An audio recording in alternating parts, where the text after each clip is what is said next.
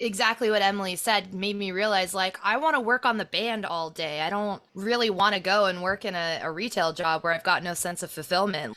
The lockdown for me was truly eye-opening. I don't know. It's like you realize what you're meant to do when you're not doing it. Yep. When I come up and visit Emily, I make sure she always takes me to this waterfall that's by her house. We just sit up there and hang out and talk about stuff and just listen to the water. It's so therapeutic. I absolutely love nature. We're Yeah. adventurers. We live off of traveling and meeting people and interacting and socializing and, having that outlet of playing on stage. And we didn't have any of that. It was all taken away from us, essentially. It's really, really hard to cope with, honestly. All the work that we have to do, if we're not like positive and excited about it, then it's gonna suck or it's just not gonna get done. Welcome to the Collaborative Resource Hub by Wellness Provisions. We're bridging the gap between mental health, wellness, and rock and roll. I'm Amy McBride, owner of Wellness Provisions, the most badass wellness business. Hey, are you feeling a little stuck in life? I offer wellness coaching sessions. Book a session with me if you're seeking to get healthy and ahead. Sessions are available worldwide. And check this out. Wellness Provisions supplies rock and rollers with high-quality supplements. We've simplified your shopping experience and given you a trustworthy place to go where you can essentially shop blindfolded.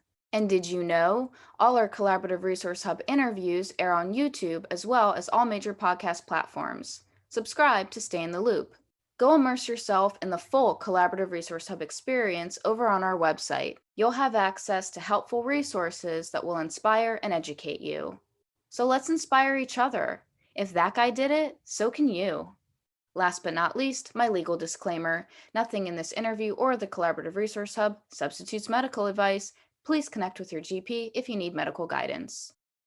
So before we jump into the interview with the Anti-Queens, we're going to have a quick chat with T from Oi to the World, who put out a compilation called Females in Punk, Oi, and Ska, which feature several artists that we've interviewed here, such as the Anti-Queens, Catbite, and Jenny Wu from Rebels Rule. So check this out.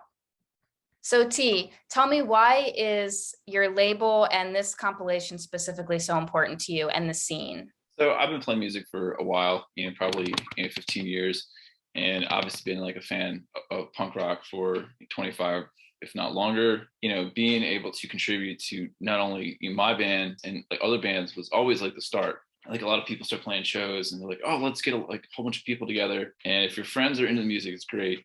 But then you start to realize your friends that aren't going to show up. Yeah. They'll tell you, let me know when your band's playing, and then they won't show up. So then, you start to get like all these like-minded people, and then you find, friends that play like other music, and it takes a little time to kind of get involved. I wanted to tour. So then you start to realize, like, as you reach out to people, like the more you help, like the more you'll probably get back. And then you start to realize it's not just about hanging out, playing music. This is actually like a little more, it is a friendship.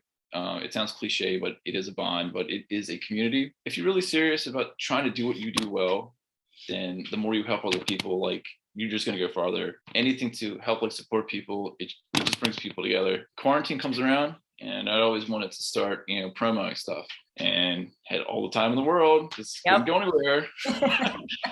So I started doing a couple compilations with this third one. I've always been like big fan of inclusion.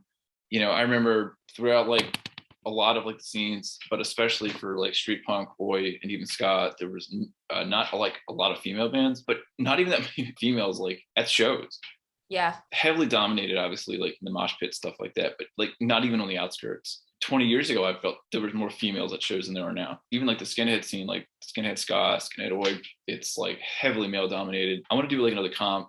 I want to try to do something different, here and there. And I was like, this would be awesome. I was like, so reached out to some people like I knew had my band, Dead End Lane, and a few of our friends. I hit up Jenny Wu because I was like, you have to start there. Yeah, my goal was to get on every comp some popular bands that people are going to like, and then get some up and coming bands that I want to kind of help that are like underrepresented. And then Catbite was coming up. I had no idea they would be as popular as they were. I knew they had a lot going on. Yeah. So I want to make sure that at least like a handful of bands in every comp I do, if I do a comp, are bands that a lot of people haven't heard of, because as a band, that's kind of what you want. You want that exposure. I love, it's true though, with the compilations, and it's the same kind of premise that I have with these interviews is, there's a mix of artists. Some are more well known than others, but everyone has, an awesome sound or a really important story to share, and it is going to be worth your time, like hearing it. So it's cool to have that mix. So you're doing awesome things for the scene, and people can get the compilation. They can buy physical copies as well as download it, right? Yeah, if if you search for Oits of the World on Bandcamp, that's where the comp is for streaming. But I've got links to Instagram. Well, job well done. And without further ado, we can jump into the interview now. So, Emily and Valerie, thanks so much for being here. How are you both today? We're hot as balls up here in Canada right now. I'm good. Thank you for having us. We're doing very well right now because we just played our first show a couple of days ago. First show in, what was it, 17 months? Yeah. 17 months. Was it amazing? Oh yeah. It was like really overstimulating. Coming down from that took me a couple days. I just couldn't wrap my head around it, and I couldn't focus on anything. I think it broke my brain for a few days. It's just something that has been missing, a huge component out of my life that's been missing, and it was just I don't know, it just overstimulating, I think is the word. Yeah. Something that we're used to doing so frequently that just got cut off unexpectedly, and we didn't know when or if it was even going to come back. So feeling good. That's awesome. Yeah, the adrenaline from that, I mean, that'll keep you up elevated for a long time. Do you have more shows coming up soon so you can kind of it's a gradual getting back into it then? We've got one coming up in September for Pooza weekend in Montreal with Pooza Fest, a regular festival that happens. It's been canceled twice now. So we were supposed to play in 2020 and that didn't happen. And then this year didn't happen. So they're doing a couple club shows in Montreal, and we get to play one of them. Cool. Good. Yeah. So then you can have fun and then, be super amped for 2 days after again. Yeah. Just keep it coming. Yeah. Hopefully. I mean, that's what you want, right? Definitely. Yes. Yeah. Book us. Yeah. I'll put your booking information at the bottom of the interview, okay, in the link section. Cool. So for anyone who hasn't heard your music before, how would you describe the Anti-Queens? Rock and roll. It's like a crazy mix of punk rock and roll. We love to sing and we love to shred, but deep down we're also Taylor Swift fans. So it's a strange combination, but I think we do a good job of throwing all our influences into it, and we love the high energy, so the fast rocky songs. Cool. I dig it. Yeah, that sums it up then. So changing gears completely here, what does wellness mean to you? Very broad question. Wellness for me is just having that inner peace and being able to manage your stresses and just get through the day without having a meltdown. That's what it's been like for me for the last year and a half. Mm-hmm. So it's just trying to take care of ourselves mentally and physically. It can be a challenge sometimes, though. Yeah. Emily, what about you? Val took the words right out of my mouth once again. Yeah, I feel the same way. Wellness to me, I guess, is being able to do what I love as much as possible, while also, just being able to maintain my stress levels and confidence and energy, trying to balance all of that. Yeah. Not losing my mind. Yeah. Have either of you had a point when you sort of, whether mental health, just imbalances or anything that kind of got ramped up, that you were whoa, I need to make myself a priority and really regroup? I would say probably multiple times over the last year and a half. It's been really difficult. I would imagine for anyone in the entertainment industry, it's been really difficult to just it's like I said before, it's a whole component out of our life that just kind of came to a dead stop. So it's we've been working at this our entire adult lives, and it's just hitting a wall and trying to figure out a way to cope with that. And we have successful days and bad days, but we just keep persevering, I guess. And especially like pre-pandemic, I found it a huge stressor for me was trying to balance like my day job and my night job, essentially being in a band. But actually being in a band is like almost a 24/7 job because we're always writing and like keeping in touch with people, trying to book shows, social media, like all that, plus having to go to work and like balancing the two, especially scheduling. That's like been huge for me when it comes to, yeah, just maintaining my stress levels. The best thing I did was quit my job. So is that. Love Really? that for you. Yeah. Were you scared to? I mean, I'm sure like I guess like the pandemic did also help with that because we just shut everything down. And then from there, I was like, I had like half a year off of work because we were shut down. And I realized how much happier and like calm I felt not being there. And I was just like, that's enough for me. And I tried to go back too. And it just, the day that I went back, I broke down at work. I was like, I can't do this anymore. I'm done. Like, bye forever. And then since then, I've just been like, I feel like a different person. It's crazy how quitting a job can affect you like that. But Yeah, did you just to like kind of add on to that though too, like I still have my job, and the lockdowns really, exactly what Emily said, made me realize like I want to work on the band all day. I don't really want to go and work in a retail job where I've got no sense of fulfillment. Like the lockdown for me was truly eye-opening. I don't know. It's like you realize what you're meant to do when you're not doing it.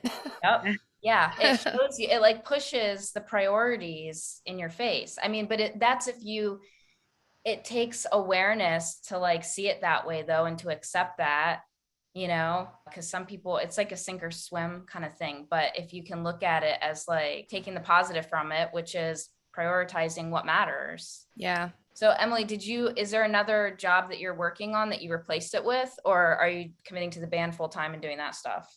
I've been like kind of committing to the band for the past year, pretty much full time, but I am like looking for work off and on and trying to take my time. And it's kind of something that we're learning to do in the band as well, because we're currently looking for a bass player and we have one amazing girl, but we want to make sure that we take our time and decide who's right to like bring into the family before we just decide on one person, and it's nice to remember that we are able to take our time in making these like big decisions for the band, right? Patience. And it's true. I mean, like the speed is what you set.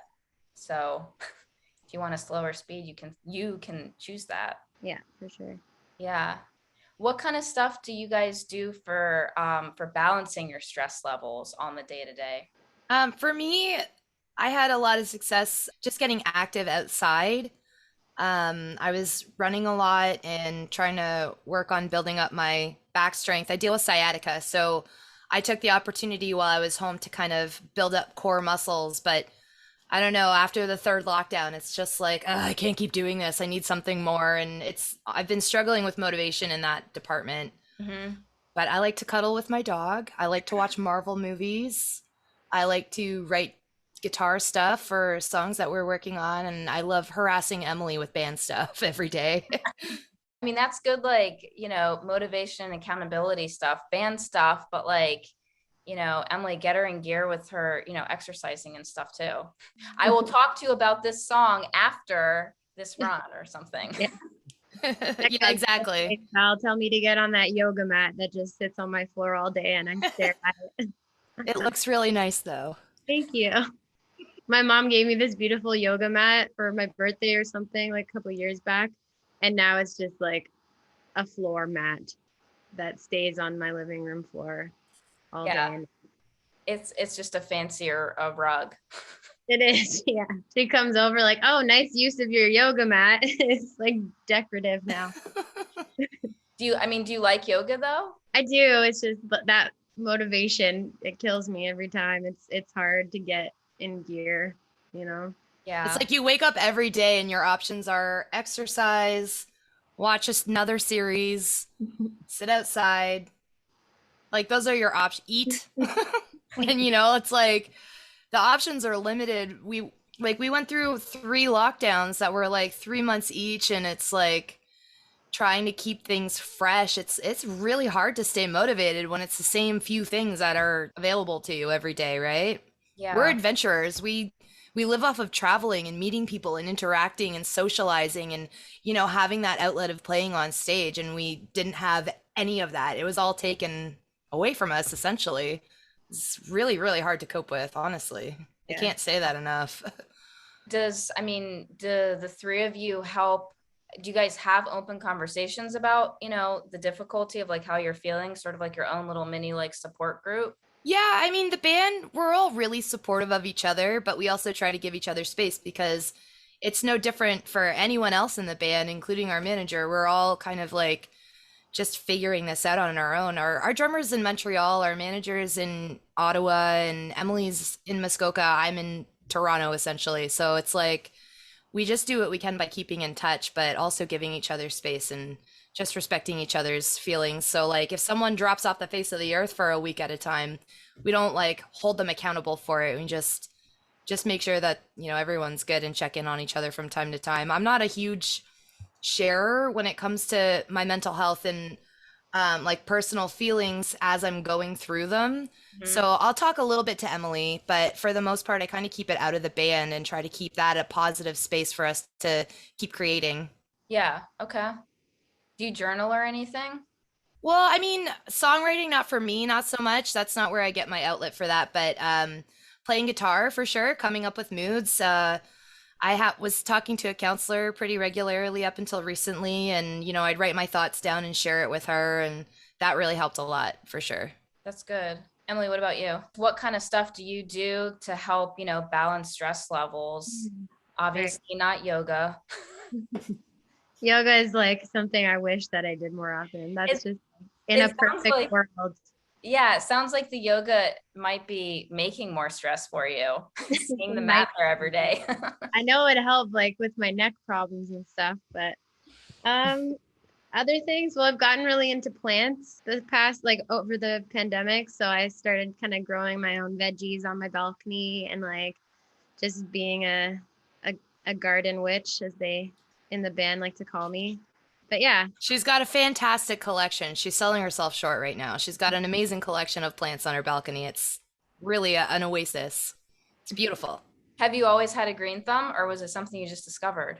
no, I just discovered it over the pandemic. Like I loved plants, so I bought one and then that was just the end of it. And then I started like figuring out, oh, I can like propagate plants by, cutting them and putting them in water and like watching them grow. And I was like, found that so fascinating. And then I started like buying seeds and reusing food scraps to make more plants. And now I have too many plants. So you're just like in it. That's awesome.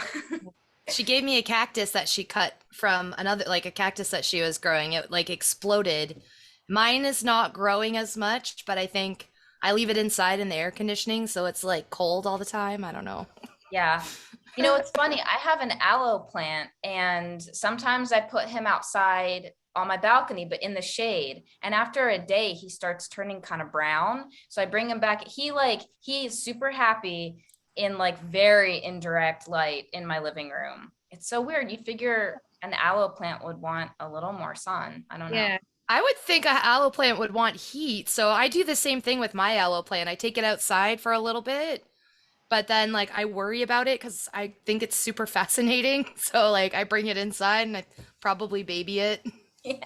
That's so cute. Here's an advert in less than 20 seconds. Did you know that Wellness Provisions offers one-on-one wellness sessions? Yep. So if you're seeking to get healthy and ahead in life, but feeling a little stuck, then book a session and let's get you unstuck. Now back to the interview.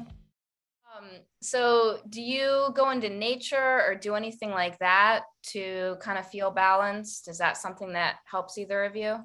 Oh yeah. For sure. When I come up and visit Emily, I make sure she always takes me to this waterfall that's by her house. And we just sit up there and, we hang out and talk about stuff and just listen to the water. It's so therapeutic. I absolutely love nature. I love sitting in my backyard. It's pretty green, and I like taking my dog for a walk, and we'll go sit in the park day or night, we'll just go hang out there. Definitely. My dog, like I share my dog between my mom who's in Toronto. So the times that I have him, that like definitely gets me out of the house and exercising because he's a big boy. He likes to run. He goes nuts when I let him off the leash. So and there's so many places around here, big parks, waterfalls, lakes, like rivers, everything. So Oh my when God. I have him, he like definitely gets me out of the house more. Can I come visit you? Please do. What kind of dog do you have? He's a boxer, Labrador, like Australian Shepherd kind of mix. Oh my So he God. kind of looks like a border collie, but he's got like boxer features, I guess. He's got a very wide head. Yeah, I call it Like, triangle head because it's like the shape with his big ears that come out. It's like a perfect triangle. He sounds super cute though. He he's is. so sweet. I love him. He's my puppy nephew. Oh, so sweet. Um, what about food? Healthy eating, what does that look like to either of you? It looks like it's off and on. Like I try to do keto or low carb. I find that that works really well for me. I feel really good when I do low carb. So I did really well for the first half of the pandemic, and then it's just like you start losing that motivation, and that is one of the things for me. So it's like I'd have cheat weekends, and then cheat weekends would turn into cheat months, and then it's like I look at the scale, I'm like, that was not a good idea. But I've been consciously making an effort to drink water, a lot of water, and eat more vegetables, more greens. Good. Yeah. Water is key for me. I'm really bad at drinking water. I don't know Me why, too. but I have to like force myself to do it. So many people do. Like nobody, I guess it's just, there's no flavor, so people Yeah. want flavor. But do you ever put like fresh fruit or something in it to like infuse the flavor? Does that entice you? I've never done, actually, I do like lemon water and I drink a ton of like sparkling water, like those flavored, like not like no sugar or whatever, but just flavored sparkling waters. I'm like obsessed with those. I drink a million of them. I like the Mio flavor additives where you just put like a squirt in and it adds some flavor. I get the ones with extra vitamins in it too. I don't know if it's healthy or not, but I tell myself it is, and then I drink whole bottle water. So, Hey, if it gets you to that point, then, because, well, so the other part of my business is I sell supplements. So I call myself a supplement snob because, I own it. But like, yeah, the vitamins in that, they're probably all like the synthetic, like lab versions of it instead oh, of okay. the food sourced or food based. Great. So yeah. So, they only go so far. But if it gets you to drink the water, that is the point. Yeah, for sure. It's basically water for me is like too boring. It's not exciting. Right. I'm an exciting person. I need excitement in all aspects of my life at all times. Water just doesn't cut it. I like to think I'm pretty good with water on tour though, because I'm looking out for my voice, my throat. So, like I just make myself do it. I don't know why it's easier on tour with my other band. We drink a gallon of water every day. We race each other throughout the day. We call It them helps when I'm our hungover. gals. I'll drink a lot of water when I'm hungover. That Yeah, that like too for sure. past Saturday, the day after our show at the festival. That Right. was, but I We drank were a lot of water celebrating. and I was proud of myself. And then I had to pee like every 2 minutes. I know that's the downside to it. And especially, I mean, like, yeah, being a girl and then like for you guys being on tour, then it's just like you're stopping constantly. I've Yeah. thought about like grabbing a bottle from time to time and seeing, but I'm not graceful enough to even attempt that in a moving vehicle. I No. will fall at the first bump and my piss will just go oh, everywhere and no one will be happy. I know. I'm not graceful. I'm not coordinated very well. It's hazardous. Yeah. But yeah, that's what I was gonna see if like, your day to day and then when you guys are on tour, the differences with are you able to eat well while you're on tour? Do you try and make it a priority or do you just say fuck it and roll with it and whatever happens, happens? For me, I just say fuck it and roll with it. When we're on tour, it's really hard to follow a strict diet on tour because, I mean, there's a lot of different factors. It's what's available, it's what's provided. Sometimes venues feed you, right? So it's like You know, you just the whole idea is just make sure you eat Yeah. for me. We're not at that status yet where we can like request fancy, healthy meals on our riders. It's just like Yeah. pizza Yeah. and chips. I don't Yeah. have to pay for this? Perfect. Yeah. How important is sleep to you, both at home and when you're on the road? Sleep is so important to me on the road. At home, not so much. I think it's just a psychosomatic thing. At home, it's like I know I'm home, so it's fine. But when I'm on the road, it's like I need to sleep or my back could go out and then I'm going to be walking with a cane for these stretch of shows, you know, or I'm going to lose my voice or I have so many more concerns on tour for sure. Mm-hmm. We don't get a lot of sleep though. We did the one time that we toured in Europe on a bus because we could literally just get off stage and go to sleep and wake up at the venue the next day. So Yeah. that was the only tour that I felt semi well rested.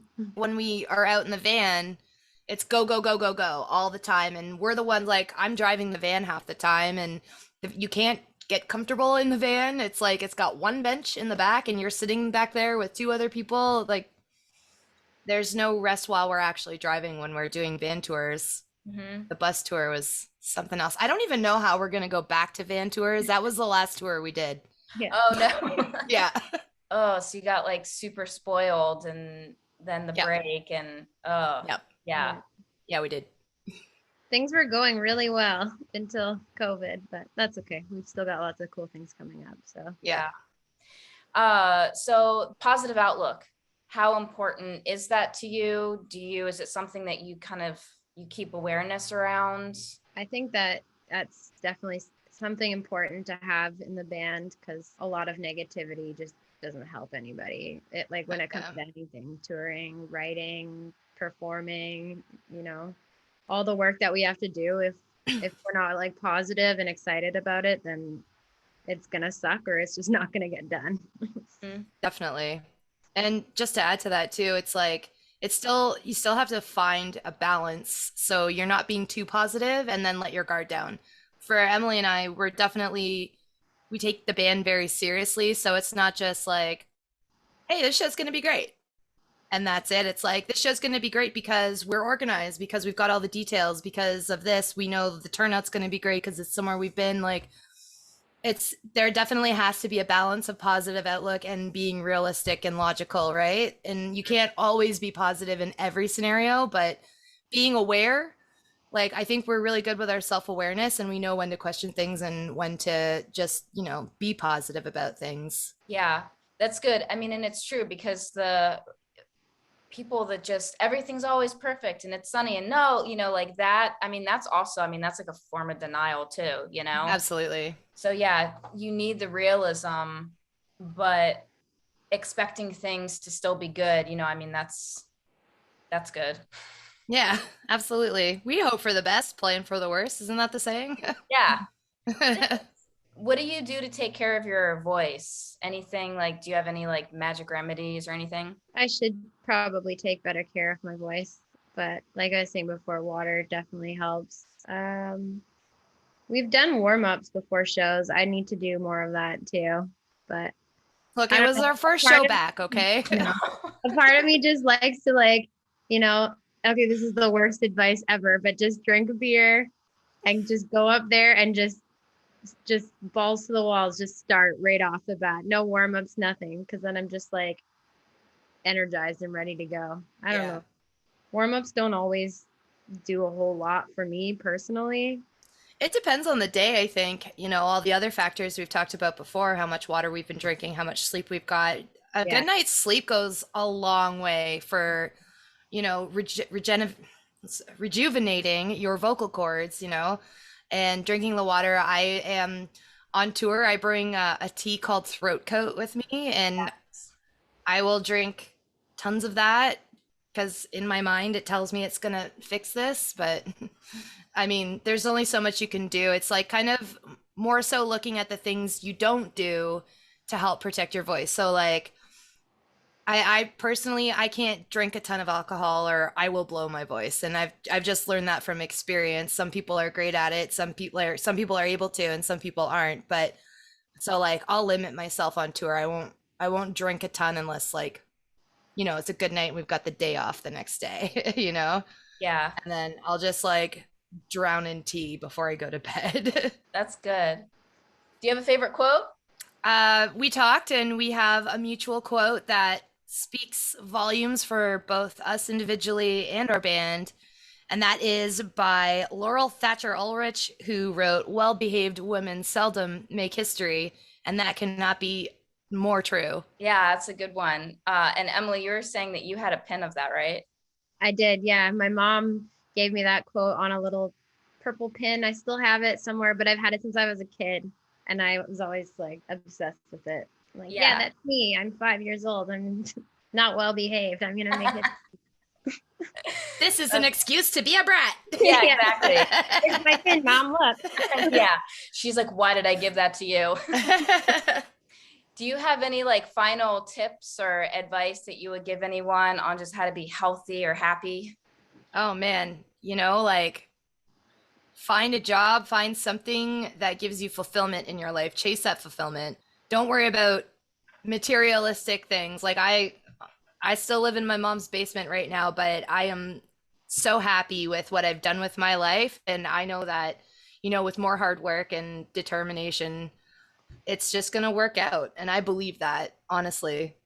You Yeah. got to just do what makes you happy, or there's no fucking point. Yep. I love it. It's true. What about you, Emily? I feel like I'm probably the worst person to give advice like that because I'm constantly just trying to like make sure that I'm doing the best to keep myself happy. But I guess that would go along with just quit your job that you're not happy with. But I mean, it's true. Like, prioritize, and like, if you're not happy, change it. Do something about it. Yeah, exactly. I just can't get over like the sense of fulfillment. I've had a couple jobs in my life in retail. One where I had a huge sense of fulfillment. I worked in a pet store with tropical parrots, and I loved learning about birds every day. I loved working with them every day. I'm still obsessed with birds. I have two of my own, and that unfortunately the company went under, so I wasn't able to keep working there anymore. And there, unfortunately, it was like one of the last stores of its kind that had such a big uh like a large amount of birds that you could work with and sell and train and teach people about too. Like that was a huge thing too. People would come to me for information. Yeah. And for like a minimum wage job, I couldn't believe it. It was so fulfilling. And I have another job now, and it's great. The staff I work with is great, but I don't really relate to it in the same way. Mhm. And it's hard to kind of get excited and feel that fulfillment. But it's a job and I have responsibilities, so I do them. Yeah. Yeah. And And it's not the same. yeah. I mean, it's true. If you're, whatever it is that you're passionate about, it becomes worth it, and it's special. Absolutely.